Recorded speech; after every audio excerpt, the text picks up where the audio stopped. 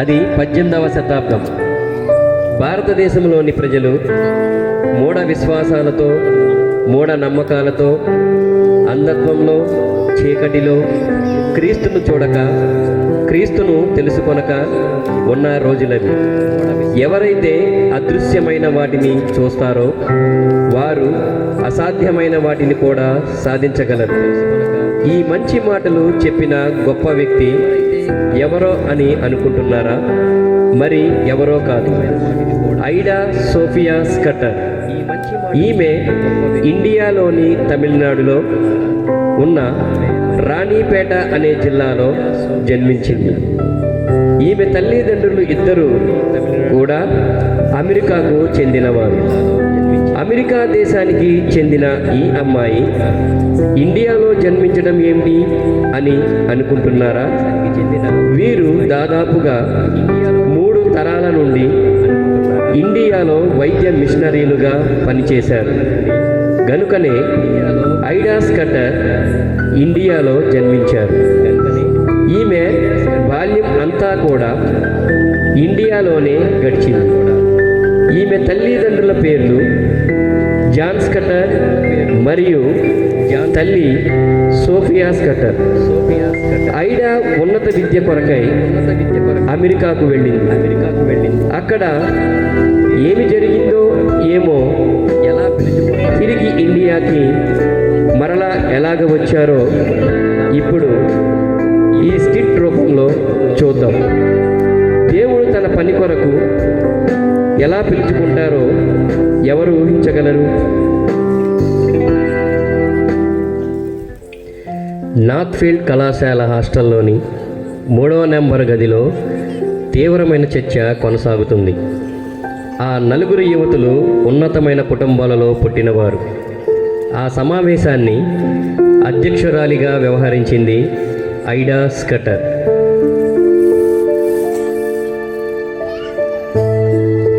Hi Lisa. Hi Joy. Hi Florence. Hello Joy. Hello Ida. Hello. How are you all? We are fine, Joy. What about you? I am fine. College అయిపోయింది కదా, next ఎవరెవరు ఏం చేయాలనుకుంటున్నారు?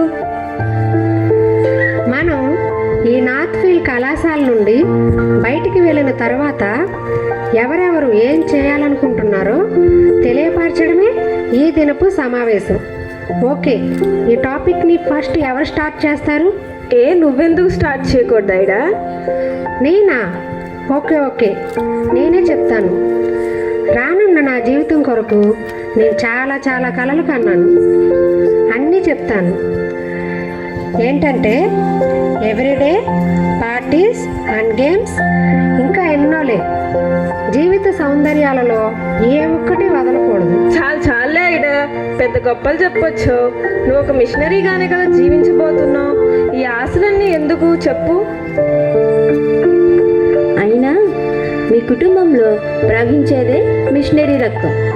అది నిన్ను ఊరకనే విడిచిపెట్టదు కదా, ఆ మాత్రానికి ఎందుకు? No never. నేను మిషనరీగానా? ఎవరు చెప్పారు? నేను వెళ్ళను. ఐడా, ఆ పనిలో కూడా ఎంతో కొంత సరదా ఉండకపోతుందా? సరదా? మిషనరీ పనిలో పెద్ద సరదాను కనుగొన్నదేమే. అందులో ఉన్న బాధలను గురించి నీకేం తెలుసు? ఐడా, నువ్వు ఇంతగా బాధపడుతున్నావంటే నీ జీవితంలో ఏదో ఘోర విషాదం జరిగినట్టుంది. ఏమైందో చెప్పైడా, అలా బాధపడకు. ఆ బాధను నేను మరవలేను. అప్పుడు నా వయసు 8 సంవత్సరములు. 1877 సంవత్సరంలో ఇండియాలో ఘోరమైన కరువు వలన 82 లక్షలకు పైన ప్రజలు చనిపోయారు. వెల్లూరు మిషన్ ఆధ్వర్యంలో వారికి ఆహారం పంచిపెట్టే బాధ్యత నా తండ్రి తీసుకున్నారు. ఓహో, అందుకేనా ఇంతగా బాధపడుతున్నావు? అంతేకాదు లీసా, నేనే చిన్నపిల్లని. నా వయసు పిల్లలకు రొట్టెలను ముక్కలు చేసి వారి నోట్లో పెట్టాల్సి వచ్చేది. ఇదేంటి, ఇంకా చెప్పాలంటే చాలా ఘోరాలు. వద్దు బాబోయ్ వద్దు. ఇండియాని తలుచుకుంటేనే నాకేదో అయిపోతుంది. Leave it. It's okay ఐడా, you don't worry. మనందరం ఇక్కడే ఉందాం, ఏమంటారు? నేను మాత్రం అమెరికాలోనే ఉంటాను ఫ్రెండ్స్. అదే నా నిర్ణయం. ఇండియాకి వెళ్ళను. మనందరం ఇక్కడే ఉంటాం కదా, ఎవ్రీడే మనం మీట్ అవ్వచ్చు. ఏమంటారు friends? Okay friends. We will meet later. Take care. Bye. Bye Ida. I'm fine Ida. ఏంటి ఇలా వచ్చా? అది డాడీ ఇండియా నుంచి లెటర్ పంపించారైడా. ఓ అవునా? అమ్మకి ఆరోగ్యం బాగాలేదంట ఐడా. ఓ గాడ్. ఐడా, మనకి ఇప్పుడు హాలిడేసే కదా, మనం ఇండియాకి వెళ్దాం. మామ్ అండ్ డాడీని చూడవచ్చు. ఏమంటావు? Okay Harry. మామ్ ఎలా ఉన్నారు ఏంటో, మనం ఇండియాకి బయలుదేరదామా? ఓకే ఐడా. ఎట్టకేలకు ఇండియాకు వచ్చి తల్లిదండ్రులను చూడాలని బయలుదేరారు. ఐడా మరియు తన అన్నయ్య అయిన హ్యారీ చెన్నైలో ఓడ దిగారు. వాళ్ళిద్దరినీ తీసుకొని వెళ్ళడానికి వారి తండ్రి చెన్నైకి వచ్చాడు. తండ్రి వారిద్దరినీ చూచి అక్కున చేర్చుకున్నారు.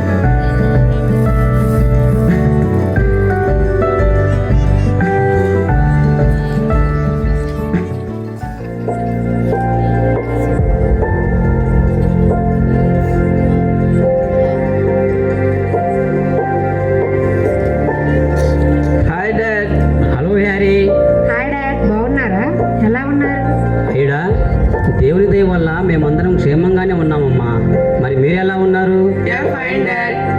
డాడీ, ఎప్పుడెప్పుడు ఇండియాకి వచ్చి మిమ్మల్ని మమ్మీని చూద్దామని ఎంతో ఎదురు చూస్తున్నాం డాడీ. ఈడ 12 సంవత్సరాల వయసు అప్పుడు చూశానమ్మా నిన్ను. మళ్ళీ ఇప్పుడు 20 సంవత్సరాల యవనస్తురాలుగా చూడటం నాకు చాలా చాలా సంతోషంగా ఉందమ్మా. ఓకే పదండి వెళ్దాం. మమ్మీ మీకోసం వెయిట్ చేస్తుంటారు. Okay dad.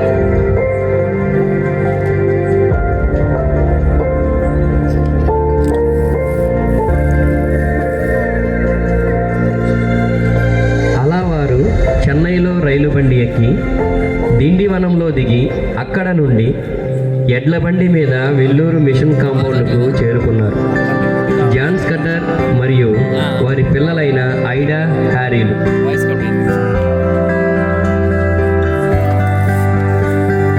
హాయ్ మామ్, ఎలా ఉన్నారు?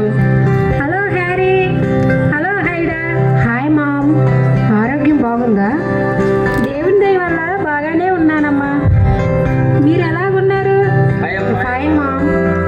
మిమ్మల్ని చూడక 8 సంవత్సరాలు అయిపోయిందమ్మా. ఇప్పుడు నాకు ఎంతో సంతోషంగా ఉంది. ఓకే, ఫస్ట్ మీరు వెళ్ళి ఫ్రెష్ అప్ అయ్యి రండి. మీకు డిన్నర్ రెడీ చేస్తాను. ఓకేనా? Okay ma'am.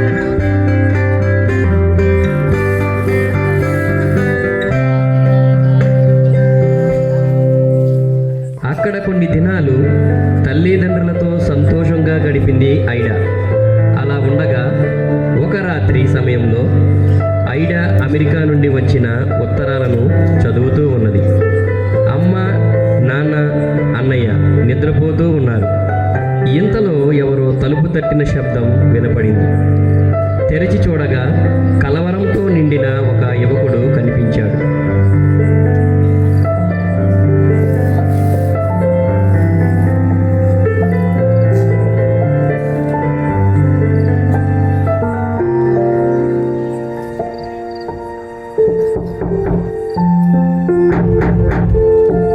ఇంత చీకట్లో, పైగా ఈ టైంలో ఎవరొచ్చుంటారు?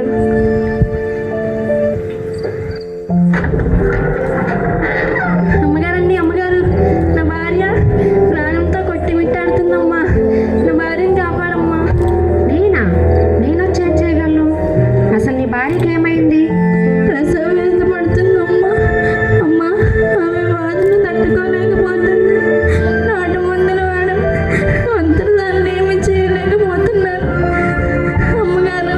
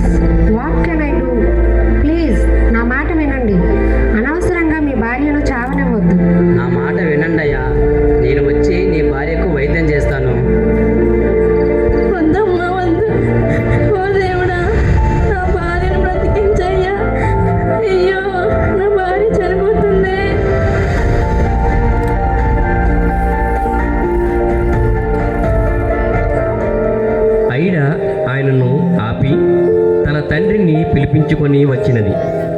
ఇద్దరూ కలిసి ఆ యువకుణ్ణి ఎంతగానో ఒప్పించాలని ప్రయత్నించారు, కానీ వారు ప్రయత్నాలు ఫలించలేదు. చీకటిలో నడుచుకుంటూ వెళ్ళిపోయాడా యువకుడు. వేదన అనే చీకటి ఐడా హృదయాన్ని పట్టి పీడించింది. మరలా వరండాలో ఎవరో నడుస్తున్న శబ్దం. ఒకవేళ అతడే మనసు మార్చుకొని తిరిగి వచ్చాడేమో అని బయటికి పరిగెత్తుకొని వెళ్ళింది ఐడా. అక్కడ ఒక మహమ్మదీయుడు నిలుచుని ఉన్నాడు.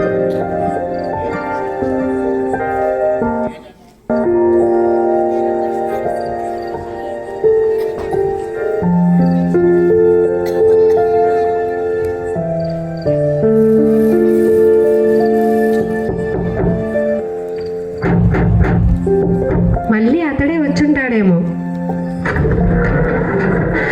మేడం జీ, మాకి మీది సహాయం కోరడానికి వచ్చాను. మాది భార్య పురుటినొప్పులతో చనిపోయినా ఉందమ్మా. దయచేసి మీరు వచ్చి రక్షించండి మేడం జీ. ఒక్క నిమిషం, మా నాన్నగారైన జాన్ గారిని పిలుస్తాను. ఆయనే డాక్టర్, నేను కాదు. నేను మెడిసిన్ చదవలేదు. మేడం జీ, మీది నాన్నగారు, మాది ముస్లిం ఆచారం ప్రకారం ఒప్పుకోదు. ఒక మహిళా డాక్టర్ యొక్క సహాయం మాత్రమే నేను కోరవచ్చు. మీరు రాకపోతే నేను వెళ్ళిపోతాను. మాది అన్న ఇష్ట ప్రకారం జరగనివ్వండి. అన్నా, నా భార్యను బ్రతికించయ్యా. అయ్యో అన్నా, నా భార్యను బ్రతికించయ్యా. అన్నా.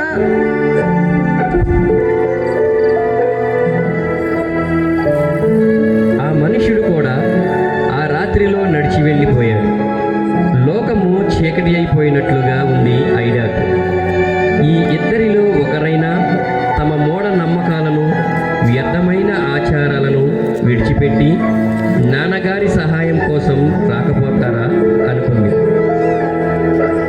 మరలా కాళ్ళ చప్పుడు వచ్చింది. వాడు వేరొక వ్యక్తి. అతడు అగ్రకులానికి చెందినవాడు. అయినప్పటికీ అతడు ఐడా యొక్క కాళ్ళు పట్టుకొని నమస్కరించాడు. కన్నీళ్లు కారుస్తూ నిల్చున్నాడు. మాట్లాడాలని ప్రయత్నిస్తున్నాడు, కానీ నోట నుండి మాటలు బయటికి రావటం లేదు. ఐడాయే మాట్లాడటం ప్రారంభించింది.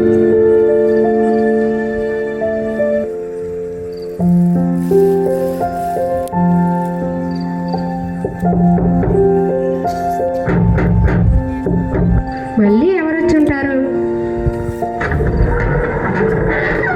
మీ భార్య కొరకు వచ్చారా? అవునమ్మా, మిస్ అమ్మగారికి ఎలా తెలిసింది? మా నాన్నగారు లేరండి, ఆయన బయటికి వెళ్ళారు. మీరు లేడీ డాక్టర్ అనుకుని మీ వద్దకు వచ్చానమ్మా. 2 ప్రాణాలు పోతాయమ్మా. దయచేసి రండమ్మా. మీరు రండి అమ్మగారు. అమ్మగారు, వెంటనే రండి అమ్మగారు. ఆమె అక్కడ చావు బ్రతుకుల్లో ఉంది. 2 ప్రాణాలు పోతాయమ్మా. దయచేసి రండమ్మా. మా నాన్నగారు చాలా అనుభవం గలవారు. నా మాట వినండి. ఒకసారి నేను చెప్పేది వినండి. మీరు లేడీ డాక్టర్ అనుకుని మీ వద్దకు వచ్చానమ్మా. విధిని ఎదిరించి ఎవరు నిలవలేరు కదమ్మా. వద్దమ్మా, వద్దు. అయ్యో భగవంతుడు, నా భార్యను నువ్వే బ్రతికించాలి. నా భార్య చావు బ్రతుకుల్లో ఉంది. అయ్యో భగవంతుడు, నా భార్యను నువ్వే బ్రతికించాలి. నా భార్యను నువ్వే బ్రతికించాలి.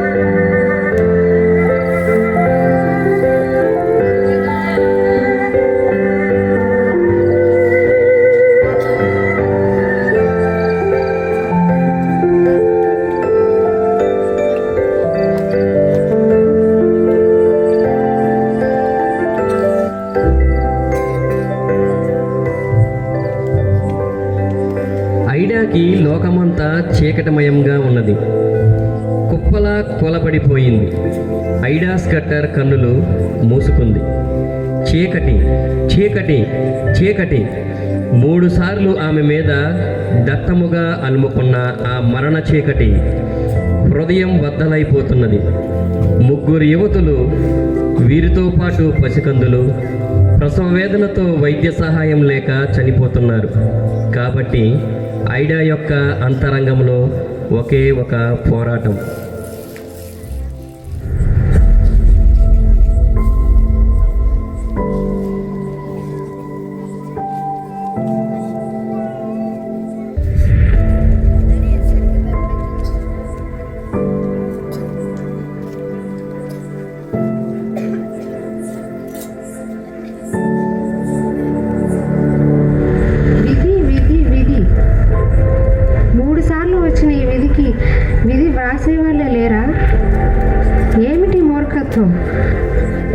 అనవసరంగా తమ భార్యల ప్రాణాలను పోగొట్టుకుంటున్నారే.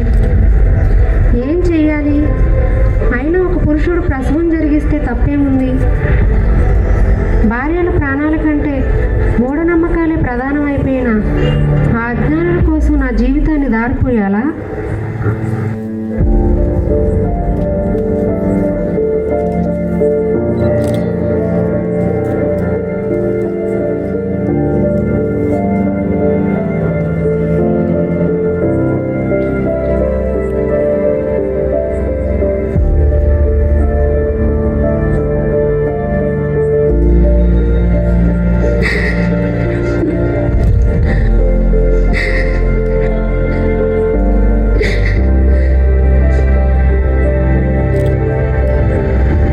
ఐడా, ఎందుకమ్మా అలా బాధపడుతున్నావు? ఏడవకమ్మా. మరొకడు చనిపోతున్నారు డాడ్. నేను ఇక్కడ ఏం చేయలేని స్థితిలో ఉన్నాను డాడ్.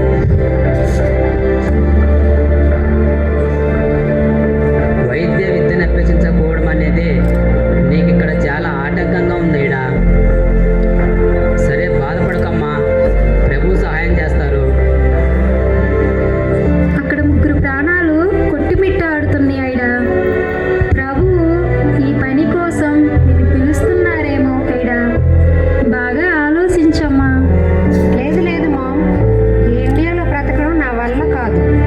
మామ్, నేను కూడా మిగిలిన యువతుల వలె వివాహం చేసుకుని కుటుంబంగా వర్ధిల్లాలి అనుకుంటున్నాను. ఐడా, ఇండియా కోసము తాను మిషనరీగా సమర్పించుకున్న జాన్ స్కటర్ యొక్క కుమార్తెవేనా నీవు? నీవేనాయిడా ఇలా మాట్లాడేది? లేదు లేదు హ్యారీ, నా వల్ల కానే కాదు. సంపన్నమైన నా దేశానికి నేను వెళ్ళిపోవాలి. జీవితం అనేది జీవించడానికే కానీ మిషనరీగా మగ్గిపోవడానికి కాదు. ఈ మూఢనమ్మకాలను నేను ఒక్కదాన్నే పారద్రోలగలనా? ఐడా, మిషనరీగా పనిచేసి గొప్ప జీవితాన్ని జీవించు.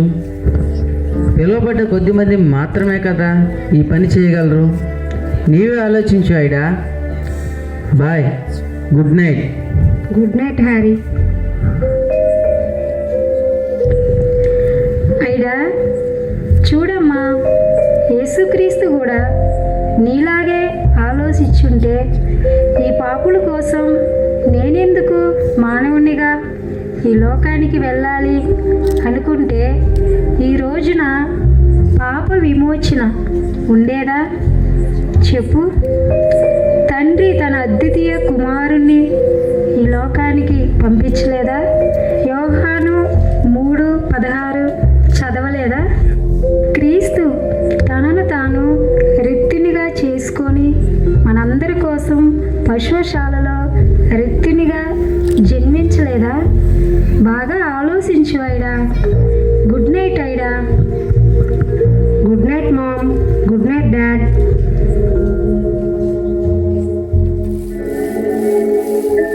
ఈ ఆలోచనలతో సతమతమైపోయింది ఐడా స్కటర్.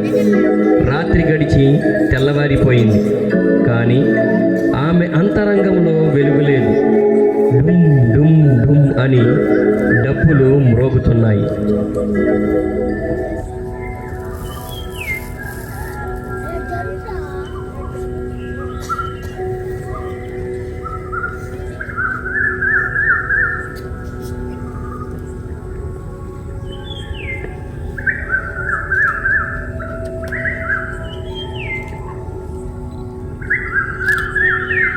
జేమ్స్, జేమ్స్, అమ్మగారు ఇలా రా. వస్తున్నానమ్మా. ఏంటమ్మగారు, చెప్పండి అమ్మా. ఏమిటో శబ్దం చూడు జేమ్స్. ఏదో ఊరేగింపులా ఉందమ్మా. ఏమిటో తెలుసుకొని రా జేమ్స్. సరే అమ్మగారు.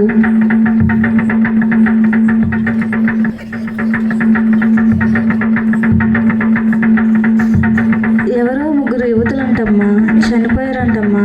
3?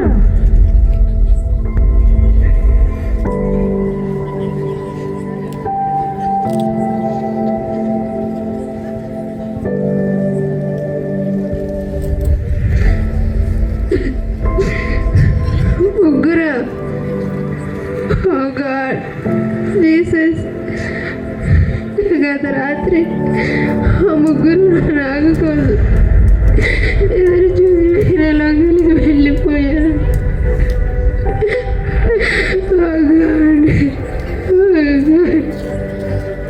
నేను వెళ్ళకపోవడం వారి ప్రాణాలు కోల్పోయారు.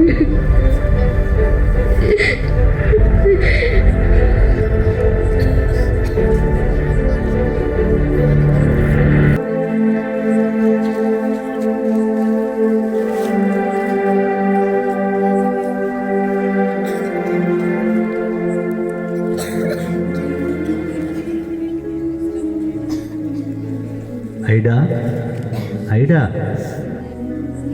ప్రభువా, సెలవిమ్ము. నీ దాసురాలను ఆలకించుచున్నాను.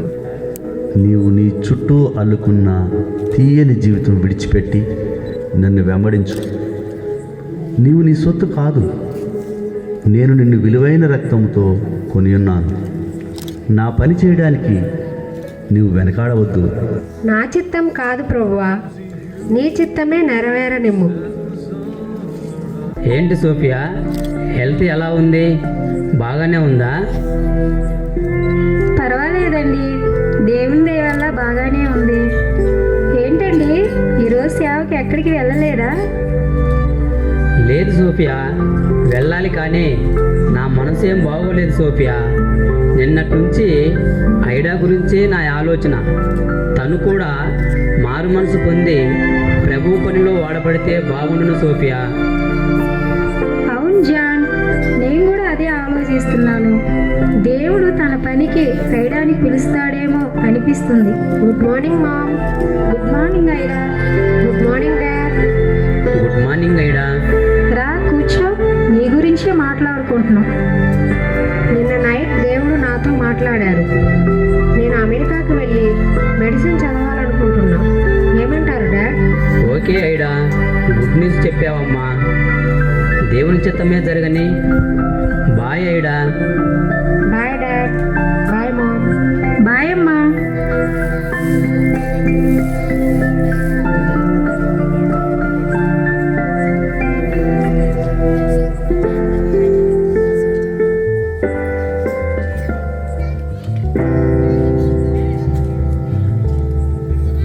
తల్లిదండ్రుల దగ్గరకు వెళ్ళి తన తీర్మానాన్ని గురించి చెప్పినది ఐడా.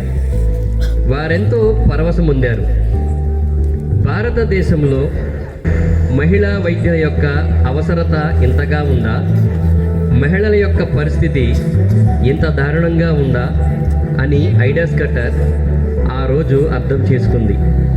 వెంటనే ఆమె ఎంబీబీఎస్ చదవటానికి అమెరికా దేశం వెళ్ళి న్యూయార్క్ నగరంలోని కార్న్వెల్ యూనివర్సిటీలో డాక్టర్ కోర్స్ కంప్లీట్ చేసింది. 1900 సంవత్సరంలో డాక్టర్గా తిరిగి ఇండియాకి వచ్చింది.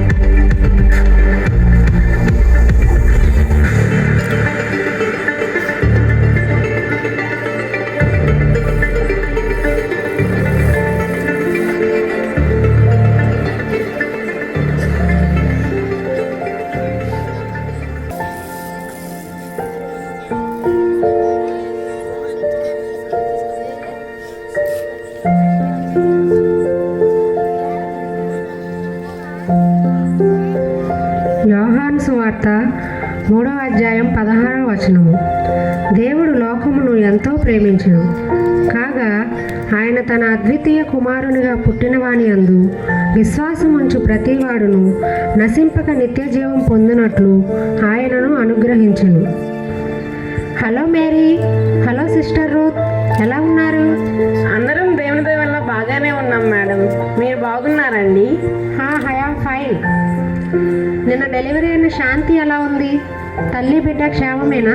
హా మేడం, దేవుని దయ వల్ల ఇద్దరు క్షేమంగానే ఉన్నారు. మీకోసం ప్రమీల వచ్చిందమ్మా. ఆమె మీతో మాట్లాడాలంట. ఇలా రమ్మనండి. ప్రమీల, ప్రమీల, ఇలా రా. హలో ప్రమీల, ఎలా ఉంది నీ ఆరోగ్యం? బాగుందా? అమ్మా, మీ దయ వల్ల బాగానే ఉన్నానమ్మా. అయ్యో ప్రమీల, నా వల్ల ఏముందమ్మా? అంతా యేసుక్రీస్తు కృప. ఎల్లప్పుడూ దేవునికి నమ్మకంగా జీవించు, సరేనా? అలాగేనమ్మా. మీ దేవుడు యేసుక్రీస్తు చాలా గొప్పవారమ్మా. నా కోసం ఆ దేవుణ్ణి వేడుకోనండి అమ్మా. ఉంటానమ్మా. అలాగేనమ్మా. ఓకే సిస్టర్స్, మీకు గుడ్ న్యూస్. ఇది డిసెంబర్ మంత్ కదా, రేపు మన కొత్త నర్సింగ్ హోమ్లో సెమీ క్రిస్మస్ సెలబ్రేట్ చేసుకుందాం. ఏమంటారు? Okay madam. మరి మన స్టాఫ్ అందరికీ, అలాగే వార్డులోని పేషెంట్స్ అందరికీ చెప్పండి. అలాగే మన సండే స్కూల్ చిల్డ్రన్స్తో ఒక స్కిట్ వేసి క్రీస్తు పుట్టుకను తెలియజేద్దాం. ఓకే మేడం, చాలా మంచి విషయం చెప్పారు. మన హాస్పిటల్లో చాలా మంది రోగులు క్రీస్తుని తెలియకనే తమ జీవితాలను ముగిస్తున్నారు. అసలు యేసు ప్రభువు ఎందుకు ఈ లోకానికి వచ్చారు, ఎక్కడ, ఎలా, ఎవరి కోసం జన్మించారు, మన వార్డులోని అనేక మంది అన్యజనులకు ఈ విధంగా తెలియచేయవచ్చు. Okay sisters,